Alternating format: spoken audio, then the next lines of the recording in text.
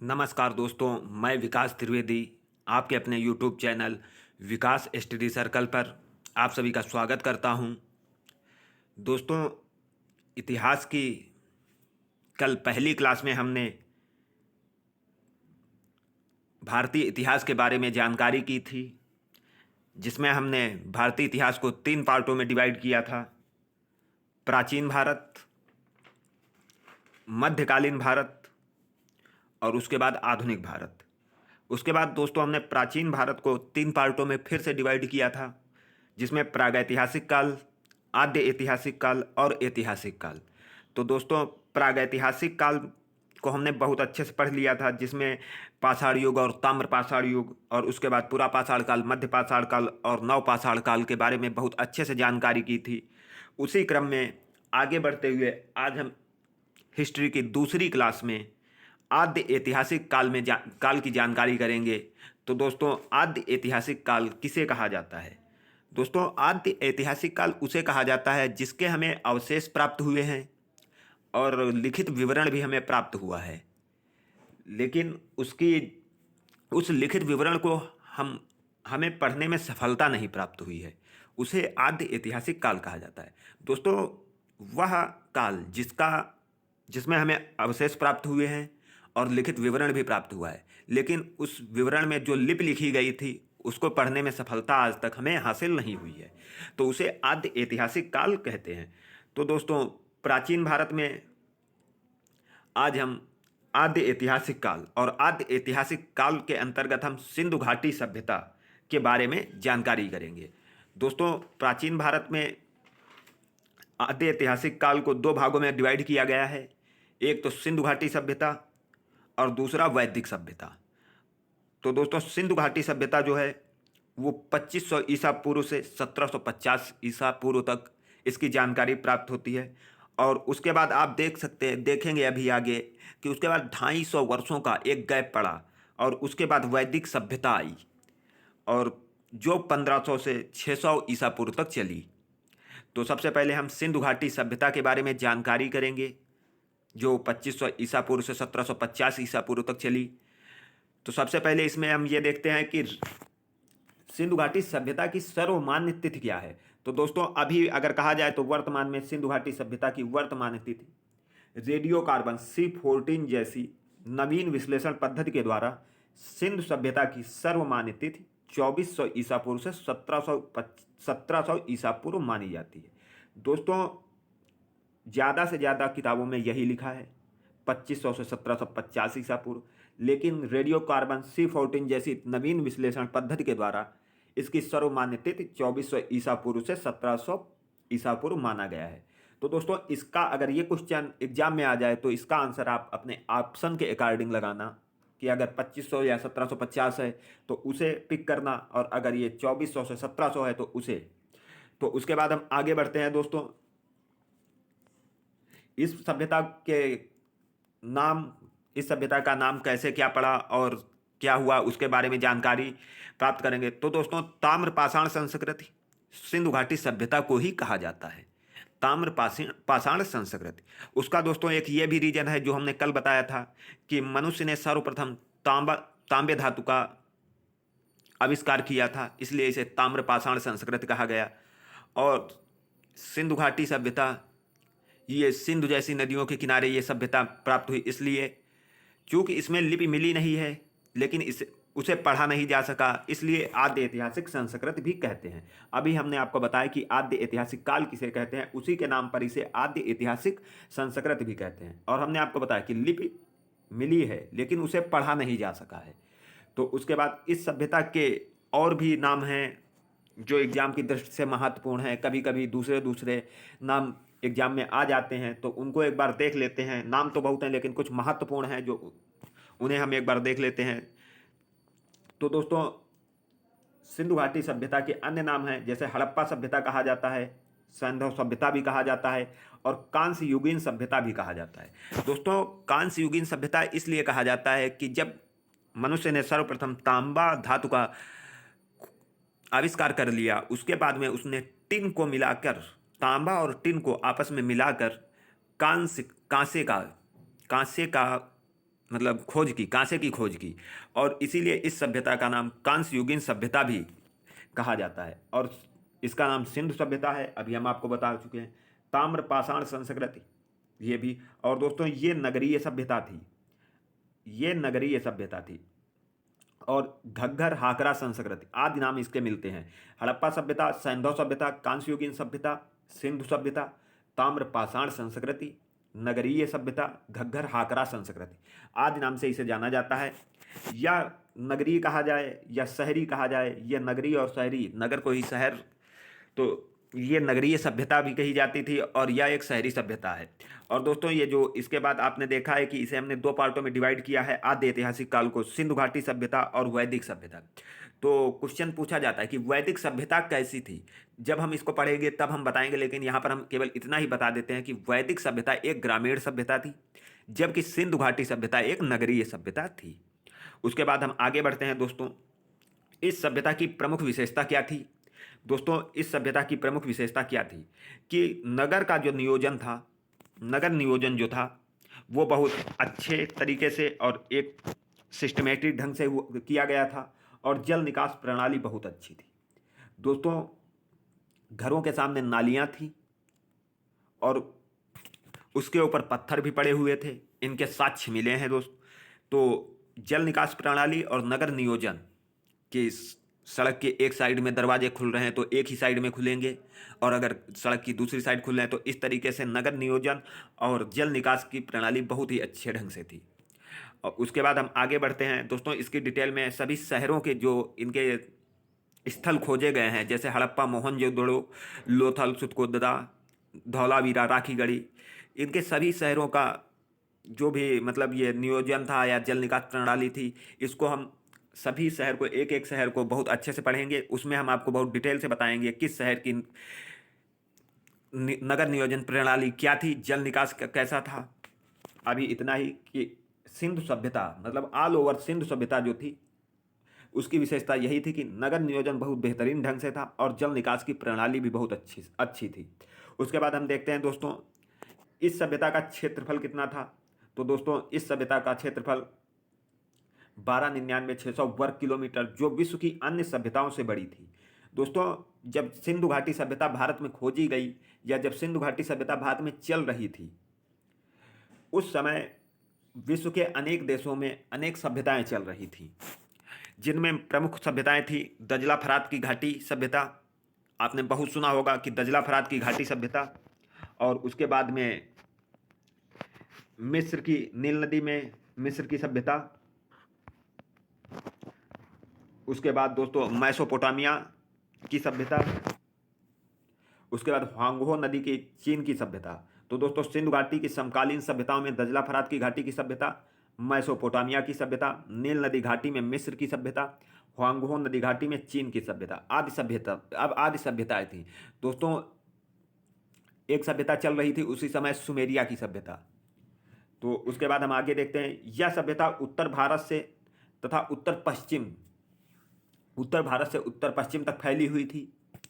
उसके बाद हम आगे देखते हैं, उसके बहुत इंपॉर्टेंट पॉइंट हैं दोस्तों, हम बहुत अच्छे से आपको बता रहे हैं कि 1916 ईस्वी में क्या हुआ। डॉक्टर मार्शल को भारतीय पुरातत्व विभाग का पहला अध्यक्ष बनाया गया। 1916 ईस्वी में डॉक्टर मार्शल को भारतीय पुरातत्व विभाग का पहला अध्यक्ष बनाया गया, और इन्हीं के निर्देशन में सर राय बहादुर दयाराम साहनी ने 1921 में हड़प्पा का उत्खनन किया।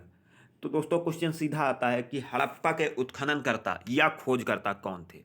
तो आपको आंसर इसका मिल गया है कि सर राय बहादुर दयाराम साहनी ने हड़प्पा का उत्खनन किया। और कब किया यह भी पूछा जाता है, तो 1921 ईस्वी में इन्होंने इसका उत्खनन किया था। उसके बाद दोस्तों हम आपको एक चीज़ और बता देते हैं कि ये सभ्यता मिली कैसे। ये तो मार्शल जब भारतीय पुरातत्व विभाग के अध्यक्ष बन गए उसके बाद में सीधा उत्खनन तो करने लगे, तो ऐसा नहीं है कि इसके पहले सभ्यता मिलने के चांस भी बने होंगे, फिर खुदाई हुई होगी। तो दोस्तों 1853 की बात है, कराची के निकट एक रेलवे लाइन बिछाई जा रही थी। दोस्तों 1853 में कराची के निकट एक रेलवे लाइन बिछाई जा रही थी, जिसमें उस समय दो इंजीनियर भाई थे। एक का नाम विलियम और बर्टन। विलियम और बर्टन दो भाई थे। उन्होंने हड़प्पा से कुछ टीले और ईंटें प्राप्त हुई। उसी समय हड़प्पा प्रकाश में आ गया था। दोस्तों 1853 में ही जब रेलवे लाइन बिछाई जा रही थी कराची के निकट, तो दो भाई जो इंजीनियर थे, विलियम और बर्टन, उन्होंने हड़प्पा के टीले और कुछ ईंटें प्राप्त की। उसी समय हड़प्पा प्रकाश में आया। उसके बाद दोस्तों क्या होता है कि 1843 में दो भाई भारत आए, अलेक्जेंडर कनिंघम और जेम्स कनिंघम। दोस्तों 1843 में दो भाई आए, भारत आए, एक अलेक्जेंडर कनिंघम और दूसरा जेम्स कनिंघम। दोस्तों आपने अलेक्जेंडर कनिंघम को पढ़ा होगा, जिन्होंने अंग्रेज और सिखों के बीच चिलियावाला युद्ध जो हुआ था उसमें भाग लिया था। अलेक्जेंडर कनिंघम ने अंग्रेज और सिखों के बीच चिलियावाला युद्ध में भाग लिया था। उसके बाद दोस्तों 1873 में क्या होता है, इंग्लैंड का एक समाचार पत्र है द डेली टाइम्स में पहली बार हड़प्पा सभ्यता की रिपोर्ट प्रकाशित हुई 1873 में। दोस्तों आप देख सकते हैं कि 1853 में विलियम और बर्टन ने हड़प्पा के सबसे पहले ईंटें प्राप्त की, लेकिन उसके बाद 1873, दोस्तों 20 साल का गैप हुआ। उसके बाद द डेली टाइम्स में एक छोटा सा आर्टिकल हड़प्पा सभ्यता के रिपोर्ट के बारे में प्रकाशित किया गया। उसके बाद 1873 में अलेक्जेंडर कनिंघम को भारतीय पुरातत्व विभाग का अध्यक्ष बनाया गया। बहुत ध्यान से दोस्तों देखना, 1873 में अलेक्जेंडर कनिंघम, जिन्होंने चिलियावाला के युद्ध में भाग लिया था, उनको भारतीय पुरातत्व विभाग का अध्यक्ष बनाया गया। और दोस्तों 1902 ईस्वी में लॉर्ड कर्जन ने 1902 के समय आपने देखा होगा कि 1905 में बंगाल विभाजन हुआ था। उस समय गवर्नर जनरल कौन था? Lord Curzon. और 1902 में लॉर्ड कर्जन गवर्नर जनरल था। उसने कोलकाता में भारतीय पुरातत्व विभाग की स्थापना की। तो दोस्तों उम्मीद करता हूँ ये बात बहुत अच्छे से आपको समझ में आ गई होगी कि सिंधु घाटी सभ्यता का कैसे विकास हुआ और कैसे क्या हुआ। उसके बाद हमने अभी आपको बताया है कि 1916 में मार्शल को भारतीय पुरातत्व विभाग का पहला अध्यक्ष बनाया गया, और इन्हीं के निर्देशन में सर राय बहादुर दयाराम साहनी ने 1921 में हड़प्पा का उत्खनन किया। उसके बाद आगे देखते हैं दोस्तों, बहुत इंपॉर्टेंट है दोस्तों, बहुत परीक्षाओं में पूछा जाता है कि हड़प्पा सभ्यता का जो सबसे उत्तरी बिंदु है वो कहाँ स्थित है और क्या है। उसके बाद पश्चिमी क्या है, पूर्वी क्या है और दक्षिणी क्या है। तो दोस्तों इसमें हम आपको बता देते हैं कि हड़प्पा सभ्यता का सबसे उत्तरी बिंदु मांडा गुजरात, मांडा जम्मू कश्मीर। दोस्तों उत्तरी बिंदु जो है वो मांडा जम्मू कश्मीर में अखनूर के निकट खोजा गया, और यह चिनाब नदी के किनारे स्थित था। उसके बाद दोस्तों पश्चिमी जो बिंदु था वह सुतकांगेडोर था। जो सबसे पश्चिमी शहर था सिंधु सभ्यता का, वह सुतकांगेडोर था। उत्तरी सबसे शहर मांडा था, जो चिनाब नदी के किनारे स्थित था। बहुत पूछा जाता है दोस्तों, उत्तरी शहर कौन सा था और किस नदी के किनारे मिला था। तो मांडा या अखनूर जम्मू कश्मीर में स्थित है और चिनाब नदी के किनारे मिला। और सबसे पश्चिमी सुतकांगेडोर बलूचिस्तान दास्क नदी के किनारे है। आप देख सकते हैं पश्चिमी शहर सुतकांगेडोर बलूचिस्तान दास्क नदी के किनारे है। उसके बाद पूर्वी, बहुत इंपॉर्टेंट है दोस्तों और सबसे ज़्यादा पूछा जाता है कि पूर्वी शहर कौन सा था। तो दोस्तों पूर्वी शहर आलमगीरपुर था, और ये हिंडन नदी के किनारे था, और यह आलमगीरपुर मेरठ उत्तर प्रदेश में है। तो बहुत ध्यान से पढ़ना, ये पिछली बार यूपी SSC PET की परीक्षा और बहुत से एग्जामों में पूछा गया है कि सिंधु घाटी सभ्यता का सबसे पूर्वी स्थल कौन सा है, कभी पूछा जाता है तो आलमगीर, और किस नदी के किनारे स्थित है तो हिंडन। ये पूरा इंपॉर्टेंट है दोस्तों। इतना ये जो मैप बना हुआ है कि उत्तरी, पश्चिमी और दक्षिणी। और दोस्तों सबसे दक्षिणी बिंदु था दाइमाबाद, और ये दाइमाबाद अहमदनगर महाराष्ट्र में स्थित है। और ये दोस्तों दाइमाबाद जो है गोदावरी नदी के किनारे है। उसके बाद हम आगे बढ़ते हैं। आगे ये दोस्तों 1947 जब भारत को स्वतंत्रता की प्राप्ति हुई तो 1947 तक 45 स्थलों की केवल खुदाई हुई थी, 45 स्थलों की दोस्तों। और यह सभी नगर सिंधु नदी की घाटी में मिले। यह दोस्तों 45 स्थलों की खुदाई हुई और यह सभी नगर सिंधु नदी की घाटी में मिले। और वर्तमान में अगर कहा जाए दोस्तों, वर्तमान में 1500 से अधिक स्थल खोजे जा चुके हैं, जिसमें 1000 भारत में, शेष पाकिस्तान में हैं। अभी तक 1500 स्थल खोजे जा चुके हैं, जिसमें 1000 भारत में, शेष पाकिस्तान में हैं। दोस्तों, जब हड़प्पा सभ्यता प्रकाश में आई तो भारतीय इतिहास 1000 वर्ष पीछे चला गया, क्योंकि पहले वैदिक सभ्यता सबसे प्राचीन सभ्यता मानी जा रही थी। और लेकिन इसके पहले सभ्यता जो हड़प्पा सभ्यता के जब साक्ष्य और ये आई, तो भारतीय इतिहास जो था वो 1000 वर्ष पीछे चला गया। किंतु अगर कहा जाए वर्तमान में सबसे प्राचीन सभ्यता तो सिंधु घाटी की सभ्यता है। उसके बाद दोस्तों हम देखते हैं आगे। आगे हमारा है कि सिंधु घाटी सभ्यता में अभी हमने आपको बताया कि अब अभी तक 1500 स्थल खोजे जा चुके हैं, लेकिन दोस्तों इसमें सभी स्थलों की खुदाई नहीं, अभी तक कहा जाए खुदाई नहीं हुई है। खोजे गए हैं लेकिन खुदाई नहीं हुई है। तो कुछ महत्वपूर्ण स्थल हैं जिन्हें खोजा गया है और उनकी खुदाई हुई है, तो उनके बारे में हम जानकारी कर लेते हैं। और इन्हीं शहरों के बारे में, जो ये स्थल हैं, इन्हीं के बारे में हम आगे अपना कंटिन्यू करते रहेंगे। तो सबसे पहले जो महत्वपूर्ण स्थल हैं सिंधु घाटी सभ्यता के, उसके बारे में जानकारी कर लेते हैं।